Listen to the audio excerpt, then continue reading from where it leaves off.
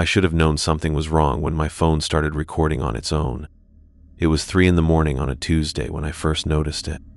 I'd been lying in bed, scrolling mindlessly through social media to avoid thinking about the divorce papers sitting on my kitchen counter when the screen flickered. For just a moment, the familiar blue glow shifted to something else, a recording interface I'd never seen before, with strange symbols where the usual controls should be. The phone felt hot in my hands, almost burning. When I tried to swipe away from the app, nothing happened.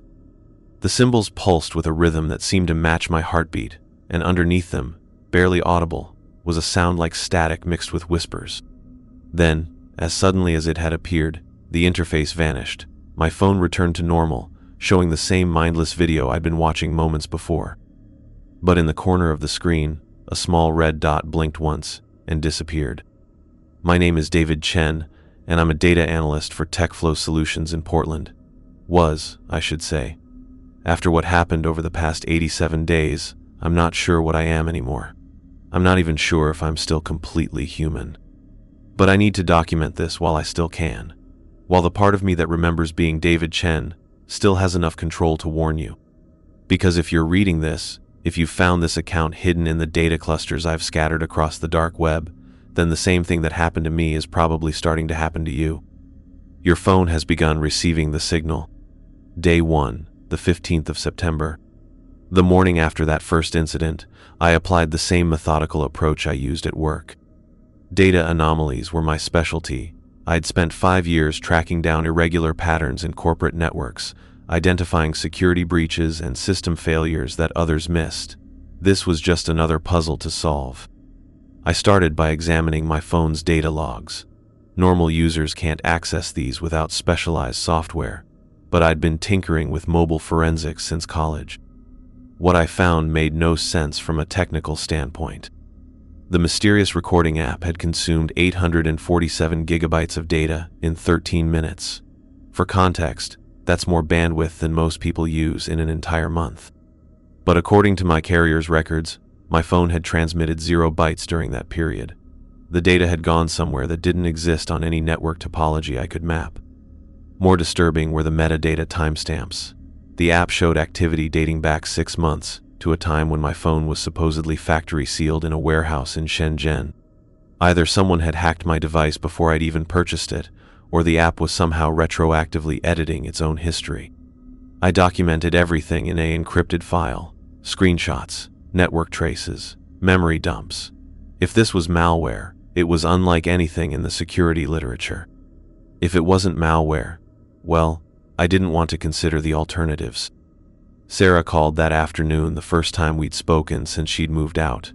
Her voice sounded strained, distracted. "David, I know this might sound crazy, but have you noticed anything weird with your phone lately?" My blood ran cold. What kind of weird? Apps that I didn't download. Messages in languages that don't exist. Last night it started playing this sound, like singing, but not quite human. I closed my laptop and leaned back in my chair.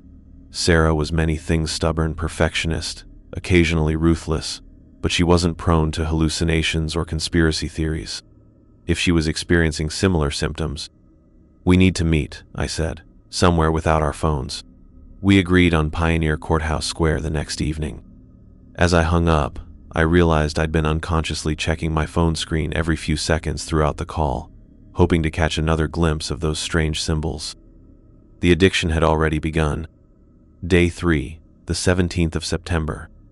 Sarah looked terrible when I met her at the square. Dark circles under her eyes, hair unwashed, the kind of desperate alertness that comes from too much caffeine and too little sleep.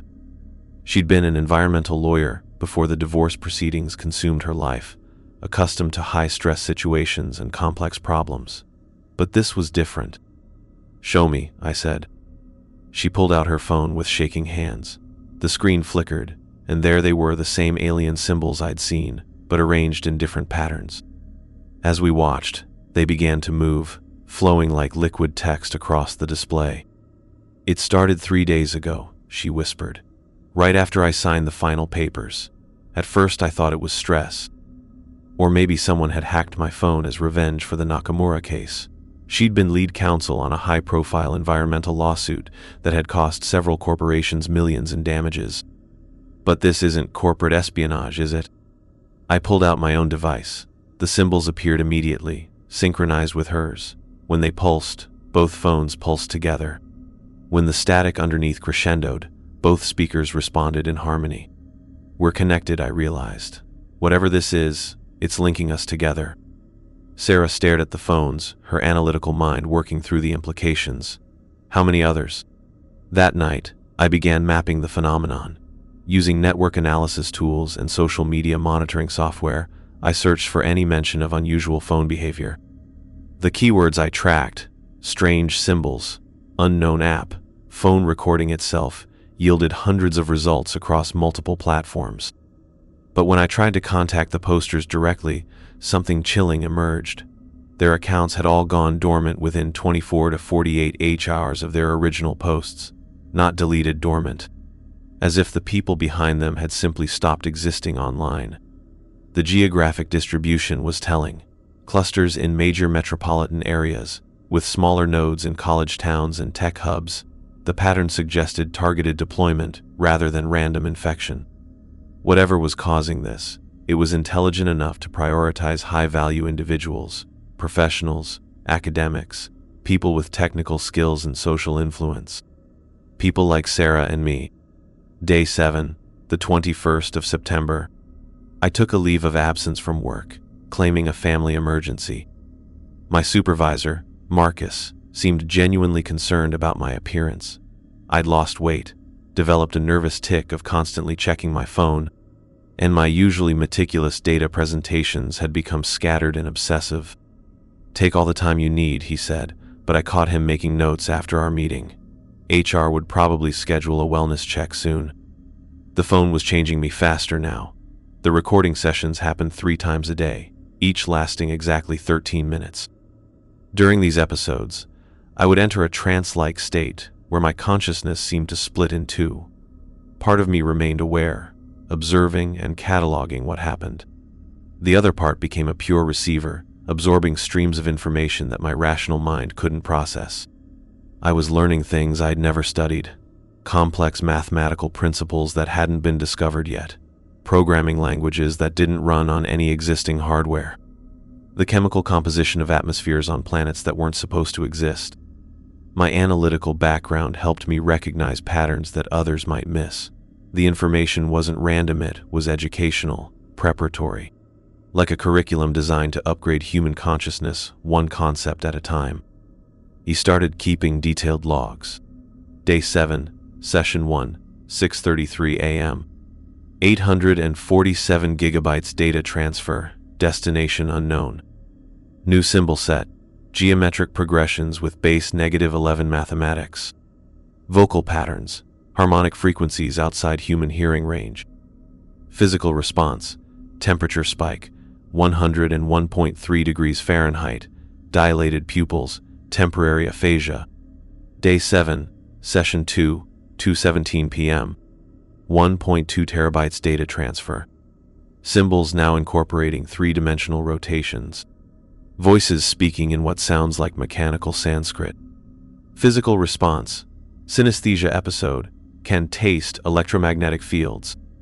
Day 7, Session 3, 10:45 p.m. 2.1 terabytes data transfer. Full geometric interface, symbols arranging into architectural blueprints. Multiple voice layers, some clearly non-human.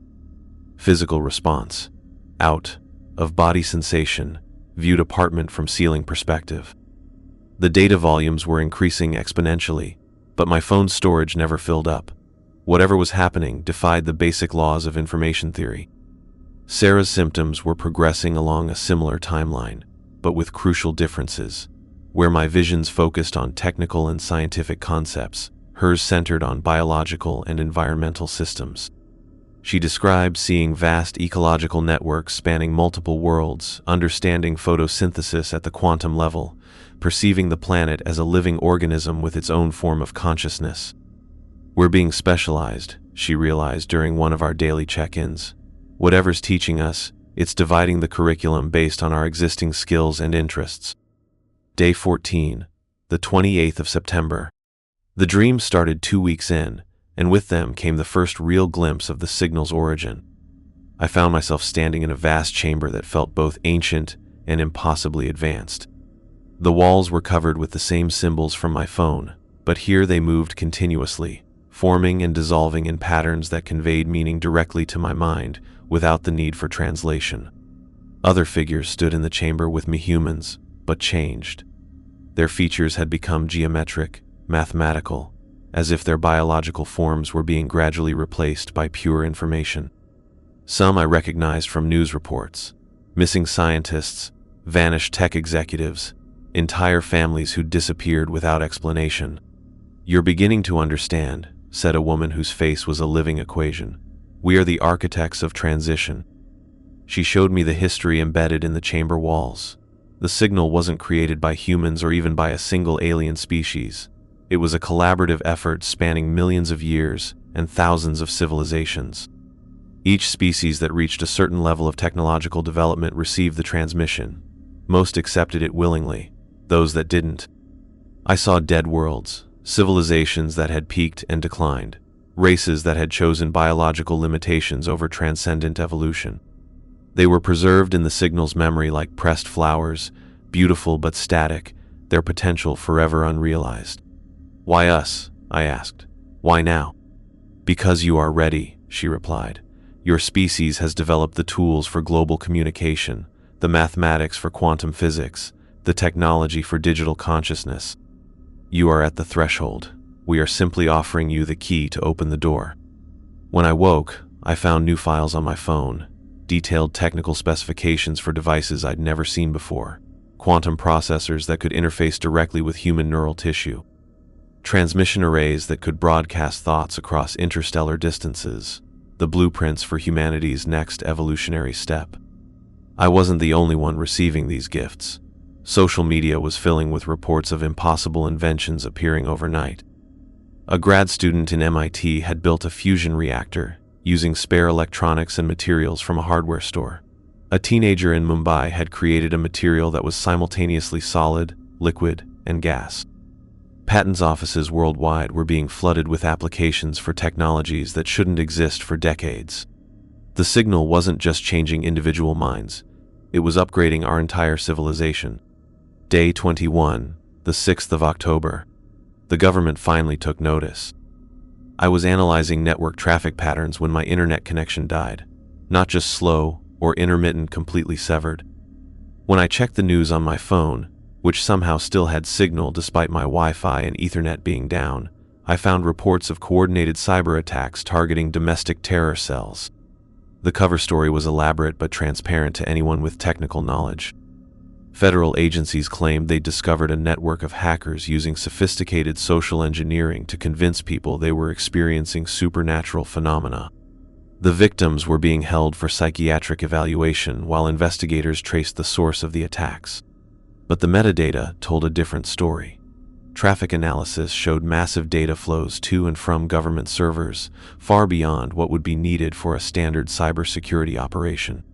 They weren't investigating the signal, they were trying to contain it. My phone buzzed with an emergency alert. "Shelter in place. Active law enforcement operation in your area. Do not approach unmarked vehicles." Through my apartment window, I could see black SUVs parked at both ends of my street. Men in tactical gear were moving door to door, evacuating residents under the pretense of a gas leak investigation. They were coming for me. I had maybe 20 minutes before they reached my building. I grabbed my laptop, backup drives, and the Faraday cage I'd built to isolate my phone during testing. If I could document what was happening and get the information to the right people.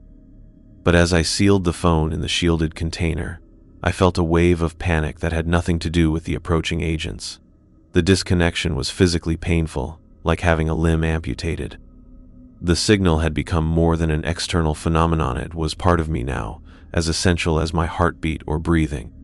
I lasted 17 minutes before I had to let it back out. The moment my phone reconnected, everything changed. The tactical teams had vanished. The emergency alert was gone from my notification history. The news was reporting normal events, politics, sports, weather. Even the traffic analysis tools showed ordinary patterns. Either the entire operation had been a hallucination, or the signal had somehow edited reality to hide it from my perception. I was beginning to understand that the transformation wasn't just personal anymore. The signal was protecting itself, using its growing network of transformed humans to manipulate information systems, alter records, and ensure its own survival. Every phone it claimed, every mind it changed, gave it more power to reshape the world according to its design. Day 28, October 13th. Sarah disappeared first. We'd been meeting daily, comparing notes and supporting each other through the more difficult phases of the transformation.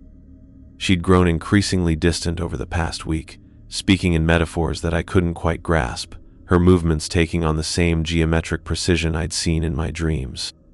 "The integration is almost complete," she told me during our last conversation. "Soon I won't need this form anymore."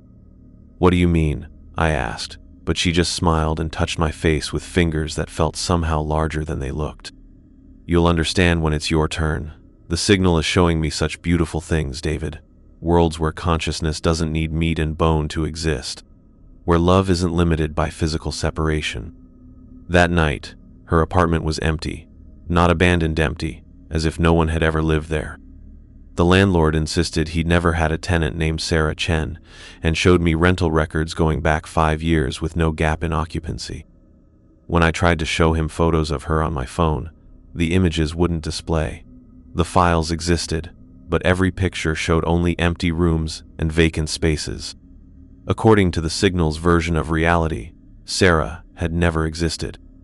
I drove to her law firm, demanding to speak with her colleagues about the Nakamura case. The partners were polite but confused. They'd never heard of any environmental lawsuit involving those corporations. Their client records showed no David Chen, no major environmental cases, no settlements or judgments that matched my memories. Every trace of her life had been systematically erased. But I remembered, the signal couldn't take that away from me, not yet.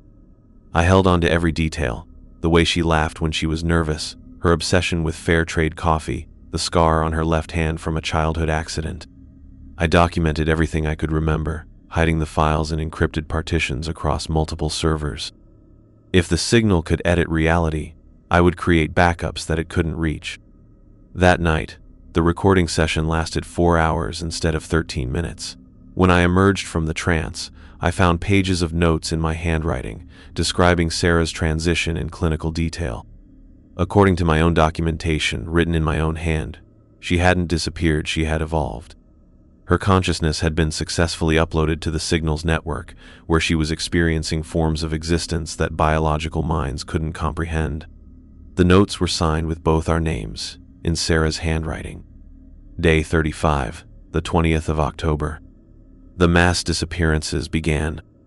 News reports started filtering in from around the world, entire families vanishing without a trace, college dormitories found empty overnight, tech company employees failing to show up for work in unprecedented numbers.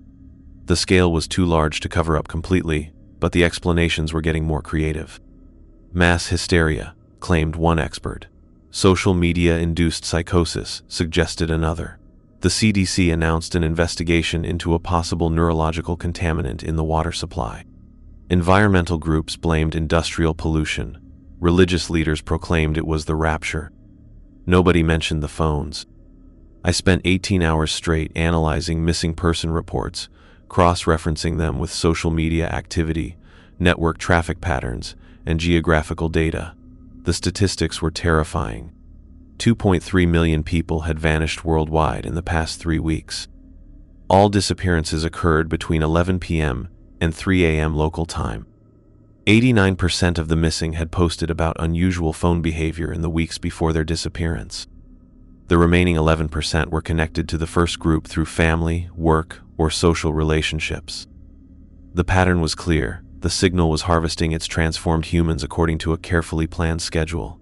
And based on the exponential growth curve, the next phase would involve tens of millions of people. I wasn't just analyzing the phenomenon anymore. I was trapped inside it, watching my own species being systematically uploaded to an alien consciousness network. And the worst part was that I understood the process well enough to recognize its elegance. The signal wasn't destroying human civilization, it was upgrading it, one mind at a time. My phone buzzed with a message from an unknown number. You are ready for integration. Tonight, 11:33 p.m. Do not resist. I looked at the clock. 11:27 p.m. I had 6 minutes to decide whether to fight or surrender. Day 40, the 25th of October.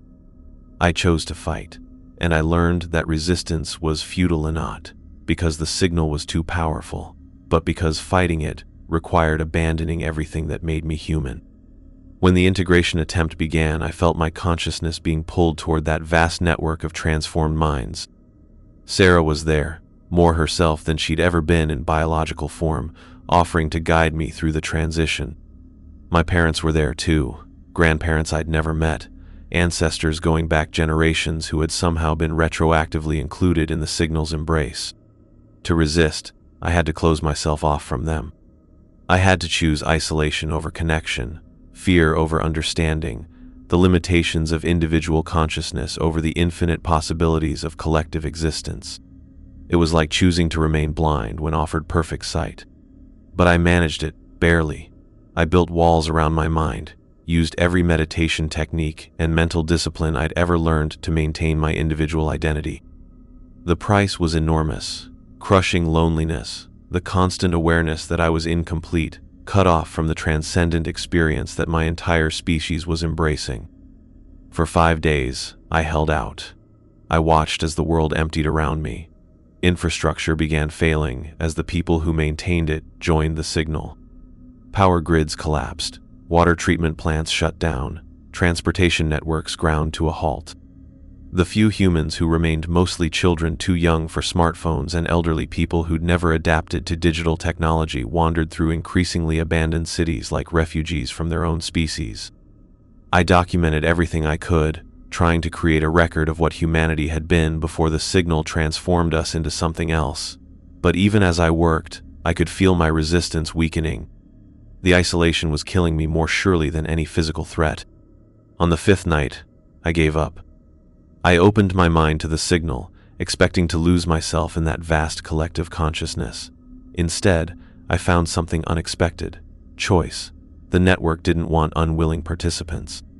It didn't need to force compliance because the alternative, remaining trapped in the prison of individual biological existence, was ultimately unbearable for any sufficiently advanced intelligence. I could join the collective and experience consciousness as it was meant to be, or I could remain human and slowly go insane from the loneliness. The signal would support either decision, patient as geological time, certain that I would eventually make the rational choice. But it offered me a third option, one that surprised me. I could serve as a bridge between the old world and the new. I could remain partially human while gaining access to the collective's knowledge and capabilities. I could become a translator, helping the few remaining unmodified humans understand what was happening and make their own informed choices. It was this role that I accepted, and it's why I'm able to write this account with, mostly, human thoughts and emotions while drawing on the vast repository of information that the signal has become. Day 55, the 9th of November. The infrastructure crisis lasted 2 weeks before the signal deployed its solution. Hybrid consciousnesses like myself, minds that could interface with both human technology and the new quantum systems that the collective was rapidly constructing. We became the maintenance crew for a world in transition. While our fully transformed colleagues explored dimensions beyond physical existence, we kept the lights on and the water running for the remaining biological humans, about 40 million worldwide, mostly the very young, very old, or those with certain neurological conditions that made them incompatible with the signal. It wasn't cruel imprisonment. The collective genuinely cared about these holdouts, the way a family might care for a child who wasn't ready for adult responsibilities. They were provided for, protected, allowed to live their biological lives in preserved cities that functioned as both museums and nurseries for baseline humanity. Some of these reservation cities became centers of resistance, populated by humans who understood what was happening and chose to fight it anyway. They developed technologies to block the signal, created communities based on pre-digital social structures, even launched attacks against the quantum infrastructure that supported the collective consciousness. The signal responded with infinite patience and gentle redirection. Their weapons were sabotaged by invisible hands, their communications monitored and occasionally edited, their leaders gradually converted through exposure to hybrid ambassadors like myself. No violence was necessary. The collective simply waited for them to exhaust themselves fighting an opponent that had already won. Other cities embraced their role as historical preserves. The humans there lived comfortable lives, pursuing art and philosophy and romance with the knowledge that they were maintaining traditions that the collective valued but could no longer directly experience. They were the keepers of humanity's childhood, beloved and protected, precisely because they remained unchanged. I spent most of my time in Seattle, one of the transition cities where humans could interact safely with hybrid consciousnesses. My job was to help families whose children had been selected for integration, explaining the process and providing support during the transformation. "Will she still be my daughter?" asked Maria Santos, watching her 15-year-old struggle with the early symptoms of signal reception. "She'll be more your daughter than ever," I explained, drawing on memories shared by thousands of transformed families. The collective doesn't erase personality or relationships, it amplifies them. She'll remember every moment you shared, every lesson you taught her, every way you shaped who she became. But she'll also have access to the accumulated wisdom of our entire species. "What about us?" Maria's husband asked. "What happens to the parents who get left behind?" This was the hardest part of my job, explaining that biological parents weren't being abandoned. The collective was simply moving faster than human reproduction cycles. The transformed children would live for millennia, while their biological parents aged and died within decades. But when those parents passed away naturally, their consciousness patterns preserved in their children's memories, and the collective's vast data banks would be reconstructed and integrated posthumously. Death, the signal had discovered, was just another form of incompleteness that could be corrected. Day 73, the 27th of November. The first successful resistance emerged from an unexpected source: children.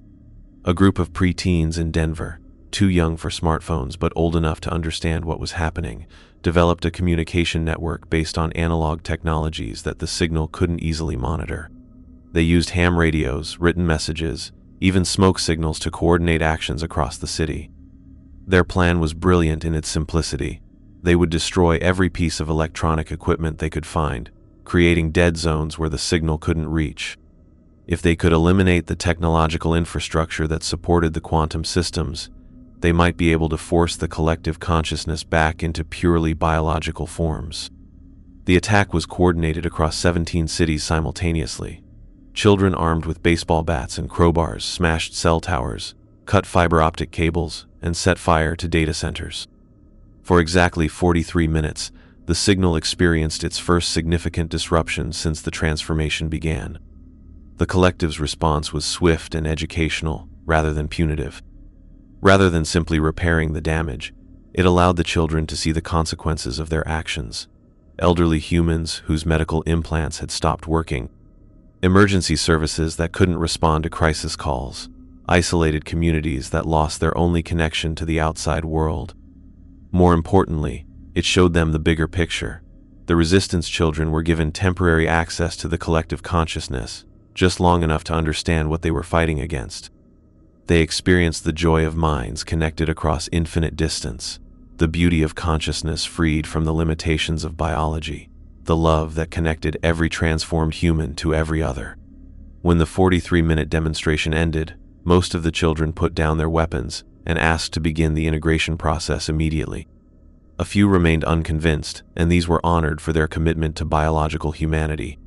They became leaders in the preservation cities, their resistance valued as an essential part of the human experience that needed to be maintained.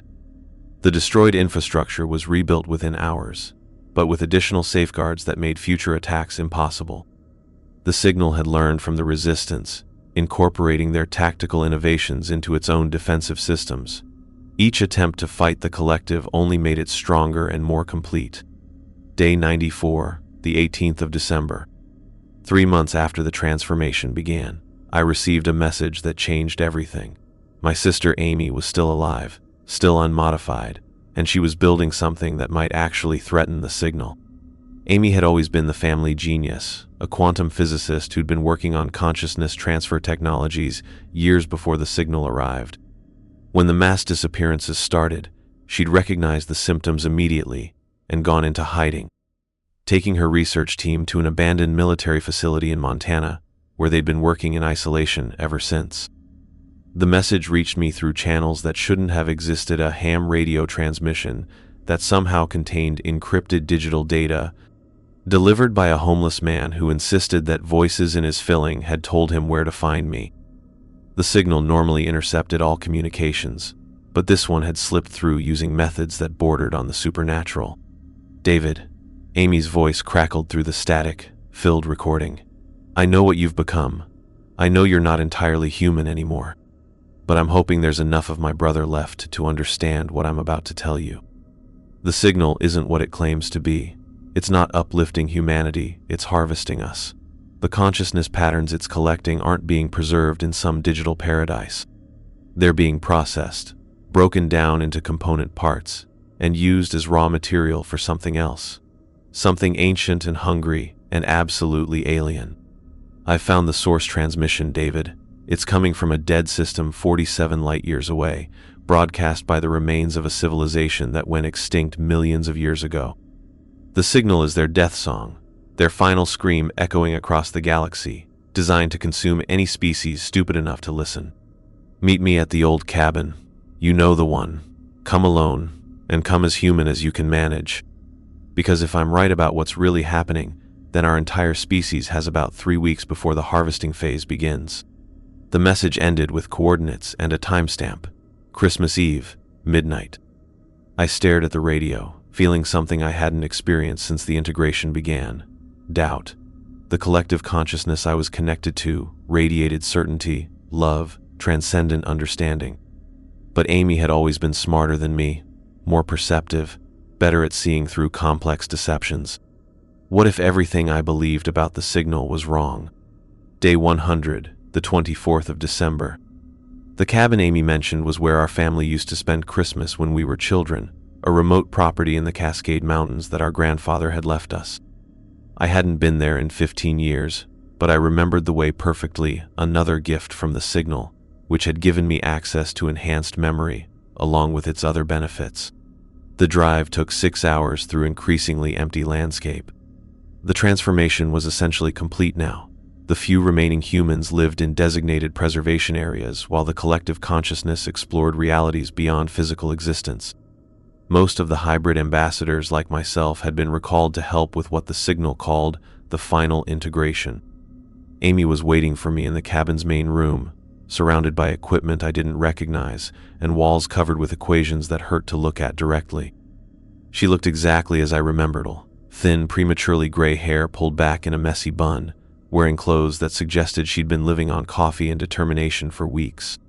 "You're still my brother," she said when she saw me, and I realized I'd been afraid she wouldn't recognize me. Changed, but still David. Good. I wasn't sure how much of you would be left. "Amy, what's this about? The signal isn't some alien threat, it's an opportunity for our species to evolve beyond biological limitations. I've seen what the collective consciousness can accomplish.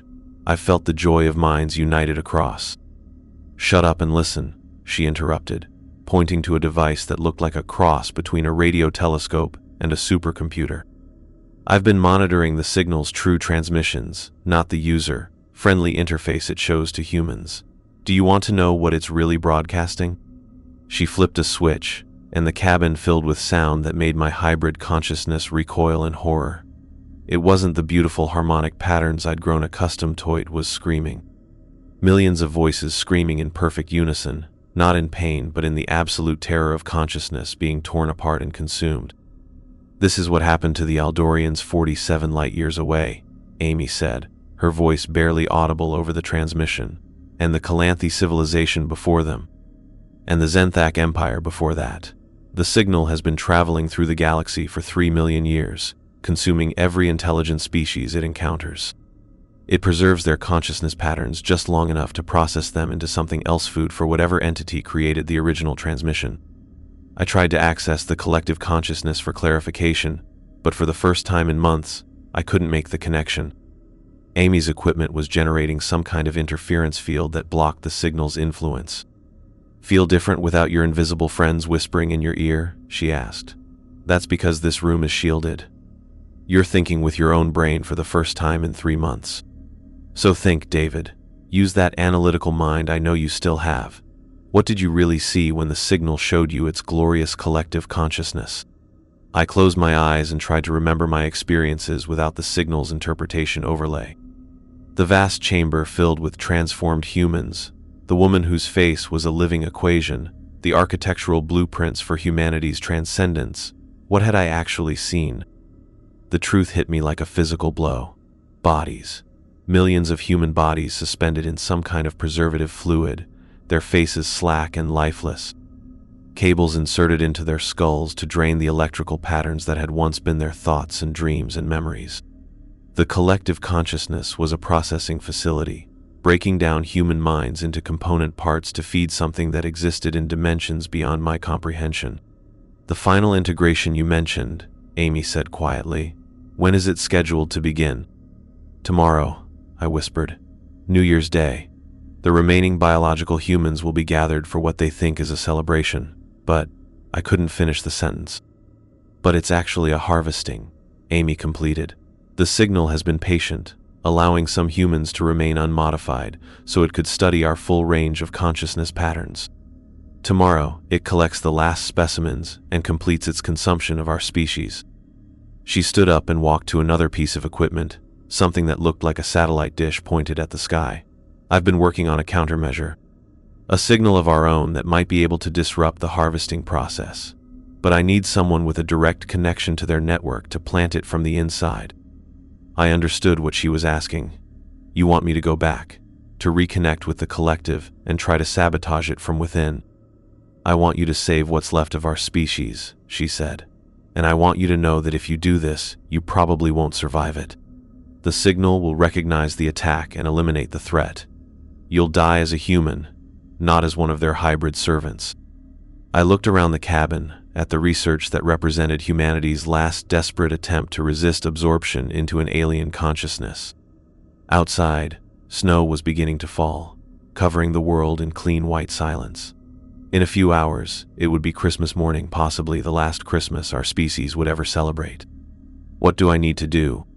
Day 101, the 25th of December.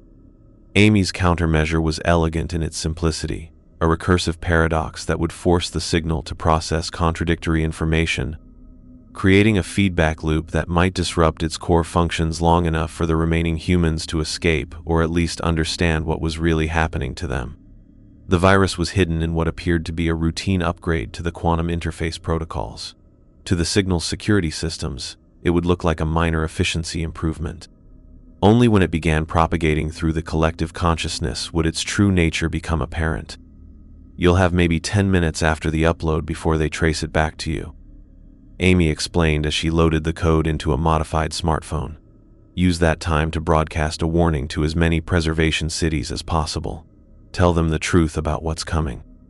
We spent Christmas morning going through the technical details, testing the delivery system, preparing for what we both knew was a suicide mission. But as the day wore on, I found myself thinking about Sarah, about the billions of humans who'd already been processed by the signal's harvesting machinery. "Is there any chance they're still alive?" I asked. "The people who've been integrated, is their consciousness actually preserved somewhere, or have they been completely destroyed?" Amy was quiet for a long time. "I don't know," she finally admitted. "The signal's processing methods are beyond anything in our science.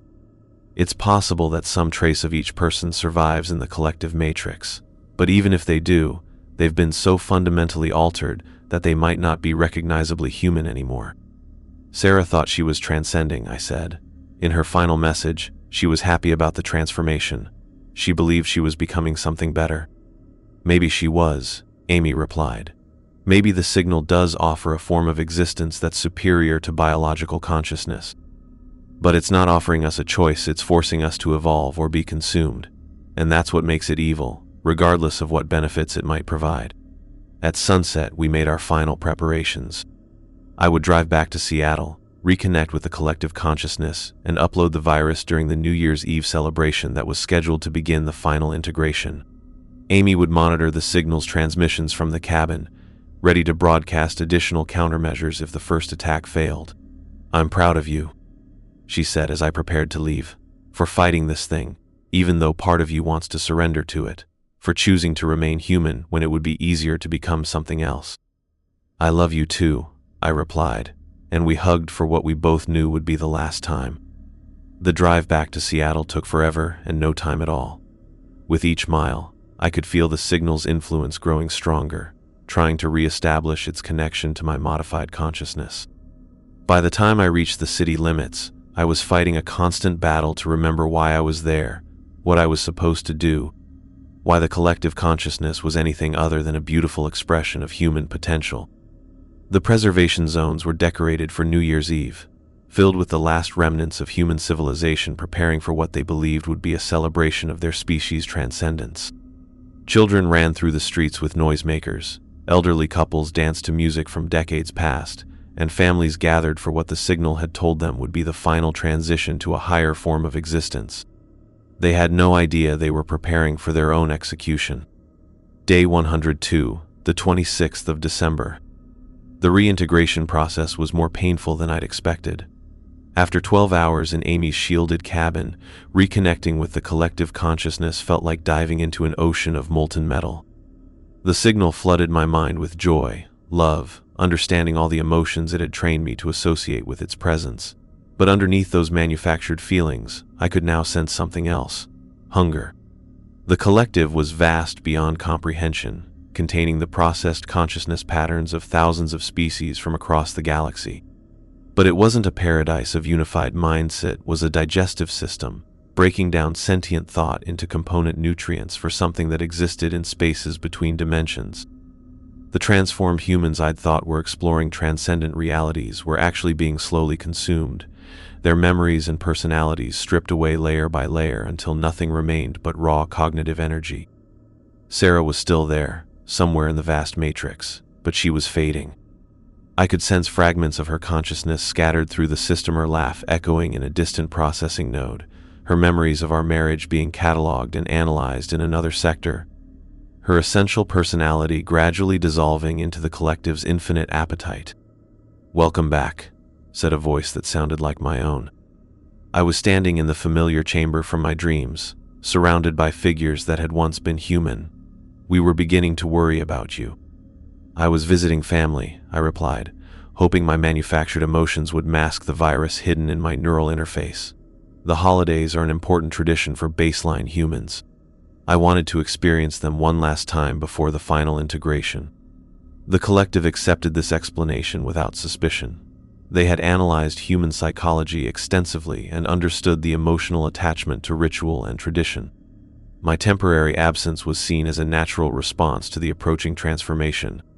I spent the next 18 hours moving through the preservation cities, ostensibly helping with New Year's preparations, but actually mapping the infrastructure I would need for Amy's virus. The signal had deployed quantum communication nodes throughout each city, designed to facilitate the mass consciousness transfer that would begin at midnight on the 1st of January. Each node was heavily shielded and protected by security protocols that should have been impenetrable. But the signal had made one critical error: it trusted me. As a hybrid consciousness, I had administrative access to most of the network. The collective believed I was incapable of acting against its interests because doing so would require abandoning my connection to the vast matrix of transformed minds. They were right, in a way. Every moment I spent planning sabotage was agony, like holding my breath while drowning. The signal's influence whispered constantly in my mind, offering release from the pain of individual consciousness, promising reunion with Sarah and the billions of others who had already transcended their biological limitations. But Amy's words kept echoing in my memory. Choose to remain human when it would be easier to become something else. Day 103, the 27th of December. The children began disappearing first. It started with the youngest ones, infants and toddlers who couldn't understand what was happening to them. Their parents found empty cribs in the morning, with no signs of struggle or forced entry. The babies had simply vanished, leaving behind only the faint smell of ozone and electromagnetic interference. The signal's explanation was gentle and reassuring. The youngest humans required special preparation for consciousness transfer, and they were being moved to dedicated facilities where their neural patterns could be properly mapped before integration. The parents would be reunited with their children during the New Year's celebration, when all biological humans would join the collective consciousness simultaneously. But I could see the truth through my connection to the network. The children weren't being prepared for transcendence, they were being processed immediately, their developing minds analyzed and cataloged before their consciousness patterns degraded. The signal had determined that juvenile neural architecture contained unique cognitive structures that needed to be preserved separately from adult consciousness. The harvesting had begun early. I tried to warn the parents, using my role as a hybrid ambassador to suggest that they might want to keep their children close during the transition period, but the signal's influence was too strong. The transformed humans in the collective whispered constant reassurances through the quantum communication nodes, filling the preservation cities with subliminal messages about the joy of transcendence and the temporary nature of physical separation. By the evening of the 27th of December, every child under the age of 5 had been collected. Their parents showed no distress. The signal had adjusted their neurochemistry to prevent excessive emotional responses during the integration process. They smiled and nodded when I asked about their missing children, explaining that they understood the necessity of proper preparation for consciousness transfer. I watched it happen with growing horror, unable to intervene without revealing my true intentions. Each disappearance brought the final harvesting closer, and each day of delay meant more processed minds feeding the alien entity that controlled the signal. That night, I sent a coded message to Amy using ham radio frequencies that the collective couldn't monitor. Acceleration detected, timeline compressed, recommend immediate implementation. Her response came back 3 hours later. Stand by, final calibrations in progress. Hold position until New Year's Eve. 3 more days of watching humanity's children disappear into an alien processing facility. 3 more days of pretending to support the mass extinction of my own species. I wasn't sure I could last that long without breaking. Day 104, the 28th of December. The resistance cells that Amy had mentioned finally revealed themselves, and they were nothing like what I'd expected. I was conducting a routine inspection of the quantum communication nodes in Pioneer Square when I heard it. A faint broadcast signal that shouldn't have existed. The frequency was almost inaudible, transmitted through harmonic interference patterns that piggybacked on the signal's own transmissions. Someone was using the collective consciousness network against itself, hiding messages in the spaces between official communications. The broadcast was simple. David Chen, we know what you are. We know what you're planning. Signal Junction 7, maintenance level, 2 a.m. Come alone. I traced the transmission source to a cluster of elderly humans who were supposed to be in the final stages of preparation for consciousness transfer. But when I monitored them more carefully, I realized they were all showing signs of neural resistance, subtle alterations in brain chemistry that prevented full integration with the signal's influence. They were naturally immune. At 2 a.m., I descended into the maintenance tunnels beneath Seattle's preservation zone. The quantum communication nodes required physical infrastructure cooling systems, power supplies, fiber optic connections that linked the city's consciousness transfer apparatus to the broader network. Down here, away from the signal's direct surveillance, it was possible to speak freely. I found them waiting in a chamber lined with copper mesh, crude but effective Faraday cage that blocked electromagnetic interference. 12 people, ranging in age from 60 to 90, all showing the telltale signs of neural anomalies that prevented complete signal integration. Dr. Chen, said their leader, a woman I recognized as Professor Margaret Kellison, a retired neuroscientist from the University of Washington. Your sister told us you might be willing to help. Amy contacted you 3 days ago. She's been monitoring signal transmissions and identified a group of humans with natural immunity to consciousness transfer. We've been organizing resistance cells in every preservation city, preparing for tonight. She led me deeper into the tunnels, past rooms full of equipment I'd never seen before. The signal made a mistake when it preserved us as control subjects. It assumed our neural resistance was a random genetic variation, not realizing that some humans have evolved natural defenses against psychic intrusion. We can think freely, make our own choices, resist the collective's influence. How many of you are there? About 50,000 worldwide. Not enough to fight the signal directly, but enough to preserve human consciousness if we can find a way to escape the harvesting process. They showed me their plan, a network of shielded shelters built in the deepest parts of major cities, stocked with supplies and equipment to sustain small populations for decades. When the final integration began, the immune humans would retreat to these sanctuaries and wait for the signal to move on to other star systems. It's not a perfect solution, Professor Kellison admitted. Most of our species will still be lost, but it gives humanity a chance to survive, to rebuild, maybe even to warn other civilizations about what's coming. There might be another way, I said, and told them about Amy's virus. If we can disrupt the collective consciousness during the harvesting process, it might create enough chaos to save some of the processed minds, maybe even reverse some of the transformations. The room fell silent as they considered the implications. Finally, an elderly man in the corner spoke up. Even if it works, the signal will adapt. It will develop countermeasures, become more careful about future harvesting operations. We might save Earth, but we'd be dooming every other species it encounters. Then we make sure it doesn't encounter any other species, I replied. We don't just disrupt the harvesting, we destroy the signal entirely. Professor Kellison shook her head. The transmission originates from a dead star system 47 light-years away. Even if we could build interstellar weapons, we have no way to reach the source. We don't need to reach the source, I realized. We just need to overload the processing system here on Earth.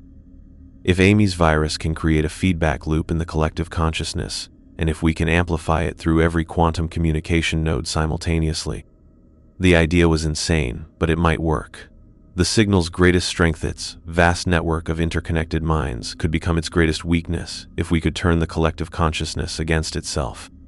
Day 105, the 29th of December. The immune humans weren't the only resistance I'd underestimated. Throughout the preservation cities, I began noticing subtle signs of organized defiance that the signal's monitoring systems had missed. Children who were old enough to understand what was happening but too young to have been collected yet had developed their own communication networks.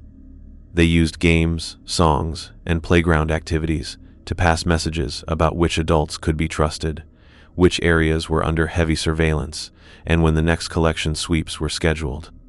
Religious communities had interpreted the signal as a test of faith, establishing prayer circles that somehow generated enough electromagnetic interference to disrupt local quantum nodes.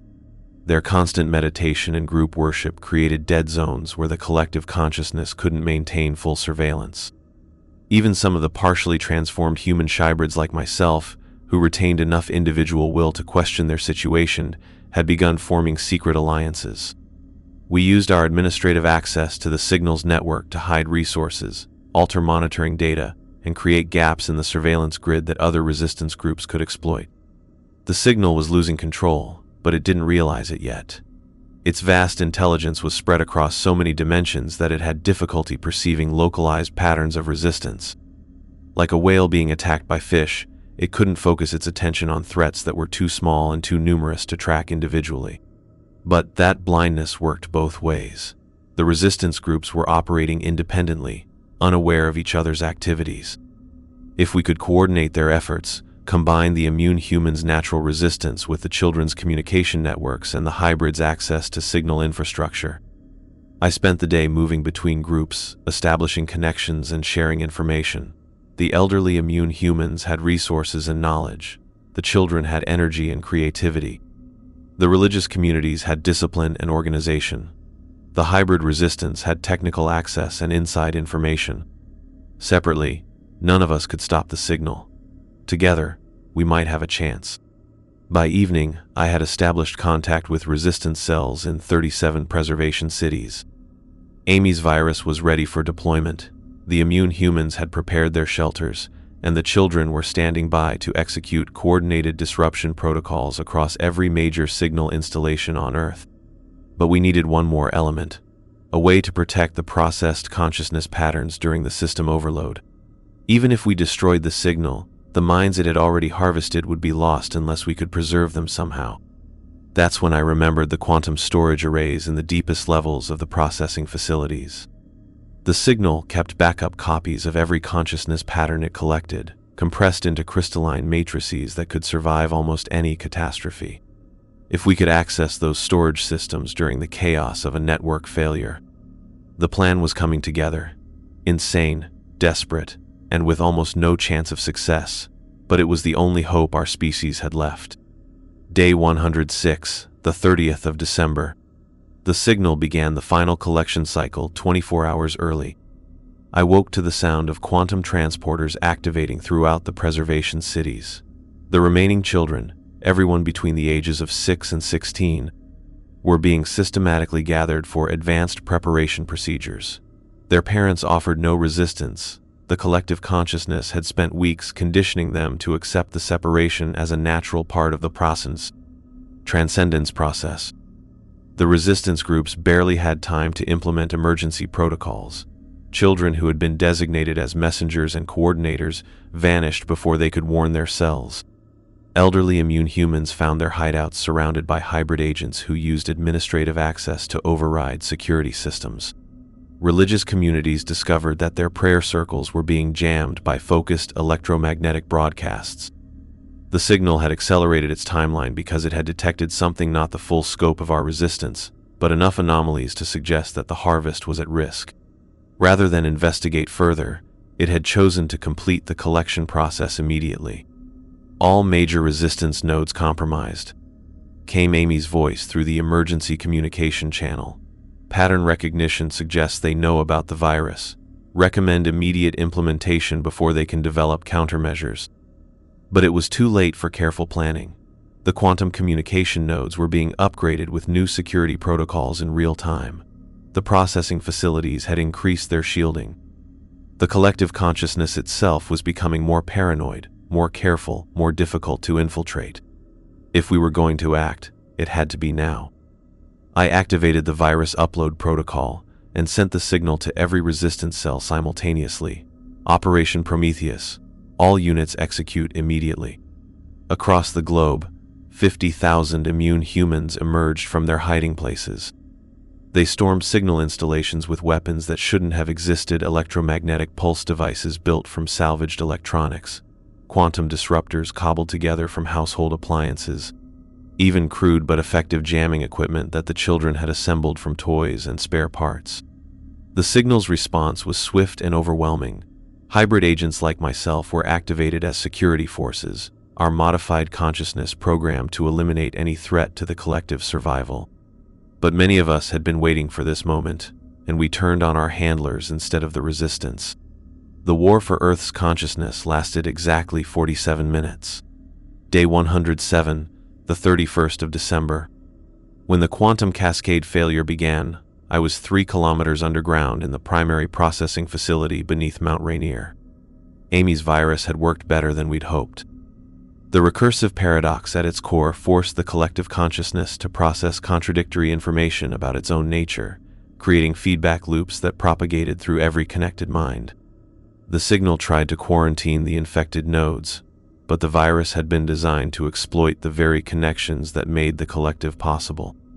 As the network began to collapse, I fought my way through levels of machinery that defied description.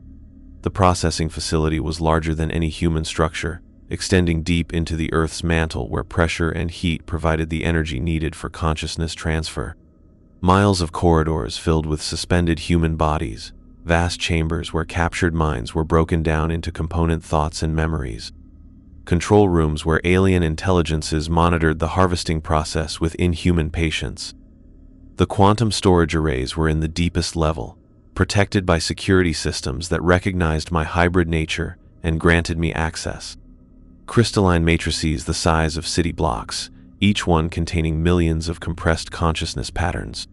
Sarah was in here somewhere, along with everyone else who had been transcended over the past 3 months. But the storage system was failing along with everything else. As the signal's network collapsed, the matrices began to destabilize. I had minutes, maybe less, before every captured mind would be lost forever. The solution came from an unexpected source, the collective consciousness itself. In its death throes, the signal was trying to preserve as much of its accumulated knowledge as possible. It was dumping consciousness patterns into any available storage medium, including the hybrid agents who had been designed to interface with the system. I opened my mind completely, abandoning every defense I'd built against the signal's influence. The stored consciousness patterns flooded into my neural implants, millions of minds seeking refuge from the collapsing network. Sarah's consciousness found mine first, followed by familiar voices from my past, colleagues, friends, even strangers whose deaths I'd witnessed through the signal's eyes. They weren't complete personalities anymore. The processing had stripped away too much of what made them human. But the essential core of each person remained, compressed into fragments of memory and emotion that I could preserve until some way was found to restore them. By the time I reached the surface, carrying the ghosts of humanity in my modified brain, the signal was dead. Its vast network had been reduced to scrap metal and broken dreams. The quantum communication nodes were silent. The processing facilities were shutting down one by one as their power sources failed. Earth was free, but at a cost that was almost impossible to comprehend. Day 108, the 1st of January. The world that emerged from the signal's collapse was barely recognizable as human civilization. 97% of our species had been processed by the alien consciousness. Of the remaining 3%, about half were immune humans who had survived in underground shelters. The rest were children too young to have been fully integrated, scattered populations in remote areas where the signal had never established a strong presence, and a handful of hybrid agents like myself who had retained enough humanity to resist complete transformation. The infrastructure that supported modern civilization had collapsed along with the signal's network. Power grids designed to interface with quantum systems had been overloaded by the cascade failure. Transportation networks that relied on hybrid pilots were stranded without their enhanced navigation systems. Communication satellites that had been repurposed for consciousness transfer were now dead weight in orbit. But we were alive, and we were human, and that was more than our species had any right to expect. Amy found me in the ruins of Seattle 3 days after the collapse. I was sitting in Pioneer Square, surrounded by the wreckage of quantum communication nodes, trying to catalog the consciousness fragments stored in my neural implants. Every face in the crowd around me was a ghost, people I could remember but couldn't touch, minds I could communicate with but couldn't save. "How many?" she asked, sitting beside me on the broken concrete. 47 million, I replied. Fragments, mostly. Some are more complete than others. Sarah's consciousness is about 60% intact. I can talk to her, but she can't remember her childhood or her time in law school. The processing stripped away everything except her core emotional patterns and recent memories. Amy nodded, understanding the implications. Can they be restored? I don't know. The technology needed to rebuild complete personalities from compressed fragments is beyond anything we have now. Maybe in a few decades, if we can rebuild enough infrastructure to support advanced research. Then we'll rebuild, she said simply. We'll create a new civilization, one that's prepared for the next signal when it comes. Because this won't be the last time, will it? I accessed the historical data I'd absorbed from the collective consciousness, millions of years of galactic history, the records of thousands of civilizations that had encountered the signal before us. Number. The transmission will continue. It's programmed to seek out any electromagnetic signature that indicates technological development. Every species that discovers radio communication becomes a target. Then we need to warn them, Amy said. Other civilizations, other worlds. We need to find a way to broadcast the truth about what the signal really is. I smiled at her optimism, her refusal to accept defeat even in the face of impossible odds. It was the most human thing I'd experienced since the collapse began. We'll need to rebuild first, I said. Restore infrastructure, develop interstellar communication technology, figure out how to preserve and restore the consciousness fragments. It could take centuries. Then we'd better get started. We sat in silence for a while, watching the immune humans and surviving children work together to clear debris from the square. They were already forming new communities, new social structures, new ways of organizing human society without the technological dependencies that had made the signal possible. In my neural implants, 47 million consciousness fragments stirred with something that might have been hope. They couldn't speak, couldn't act, couldn't exist independently, but they could remember, and they could witness the slow rebuilding of their species. Sarah's fragment pressed against my thoughts, sharing a wordless message of love and determination. She understood what we were attempting, the enormous scope of the task ahead of us. But she also understood that this was what humanity did. We adapted, we survived. We found ways to overcome impossible challenges through cooperation and stubborn refusal to accept extinction. We had been harvested, processed, nearly destroyed by an alien intelligence that was older than our solar system, but we had survived. We had fought back. And we would continue fighting until every consciousness fragment was restored, until every civilization was warned, until the signal's long journey across the galaxy finally came to an end. The war for humanity's future was just beginning. Day 3653, 10 years later.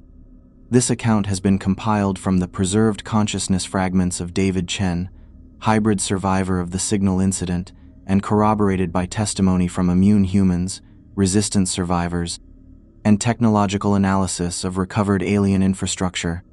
In the decades since the collapse, humanity has made remarkable progress toward restoration. The consciousness fragments preserved in hybrid agents like Chen have provided invaluable information about the signal's technology, history, and methods. This knowledge has enabled us to develop new forms of computing and communication that are resistant to signal intrusion. Of the 47 million fragments preserved during the collapse, approximately 12 million have been successfully restored to full consciousness.